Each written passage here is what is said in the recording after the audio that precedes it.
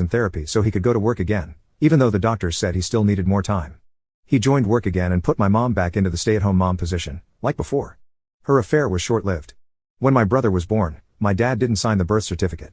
He bought a set of papers but refused to tell me what they were. My mom was still recovering from her C-section, and he never told me what happened. He refused to acknowledge my brother. When my mom was brought home, he told her he wanted a divorce.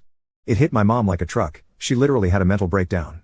She kept begging and crying hysterically, but my dad was indifferent. He told her he knew everything and regretted ever having me because I was an ungrateful, entitled, selfish person, just like her. They had an argument when I was holding my brother. He called her a W, a derogatory term, and said that she couldn't keep her legs crossed and wanted him to raise the child of infidelity. My mom kept crying and begging for forgiveness, but he packed up his bags and left. They got divorced, which took 8 months to be finalized. I don't know many details, but my dad would pay spousal support to my mom and child support for me.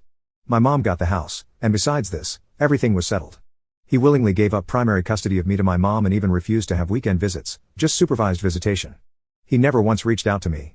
I reached out to him countless times during and after the divorce, but he never wanted to be involved in my life. When I turned 18, he called me once.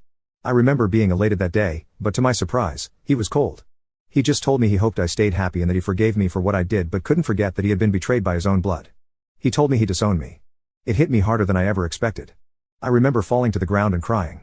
I called my mom names, saying she ruined our family. I even cursed my brother, saying he was a constant reminder of what she did and that I could never have a father again. After the divorce, my mom never really dated anyone. She fell into depression and took a crappy but decent paying job. She rented out one of the rooms in the house to make ends meet.